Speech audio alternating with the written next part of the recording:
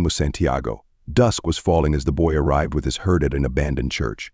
The roof had fallen in long ago, and an enormous sycamore had grown on the spot where the sacristy had once stood. He decided to spend the night there.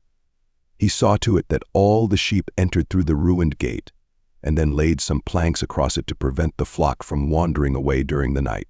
There were no wolves in the region, but once an animal had strayed during the night, and the boy had had to spend the entire next day searching for it. He swept the floor with his jacket and lay down, using the book he had just finished reading as a pillow. He told himself that he would have to start reading thicker books.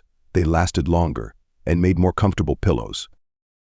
It was still dark when he awoke, and looking up he could see the stars through the half-destroyed roof.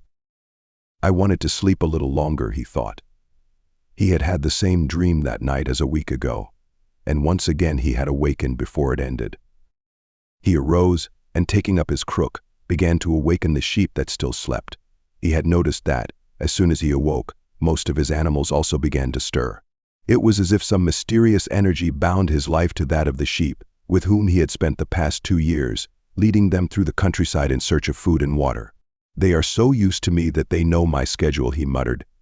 Thinking about that for a moment, he realized that it could be the other way around, that it was he who had become accustomed to their schedule. But there were certain of them who took a bit longer to awaken. The boy prodded them, one by one with his crook, calling each by name. He had always believed that the sheep were able to understand what he said. So there were times when he read them parts of his books that had made an impression on him, or when he would tell them of the loneliness or the happiness of a shepherd in the fields. Sometimes he would comment to them on the things he had seen in the villages they passed. But for the past few days he had spoken to them about only one thing: the girl, the daughter of a merchant who lived in the village they would reach in about 4 days. He had been to the village only once, the year before. The merchant was the proprietor of a dry goods shop, and he always demanded that the sheep be sheared in his presence, so that he would not be cheated.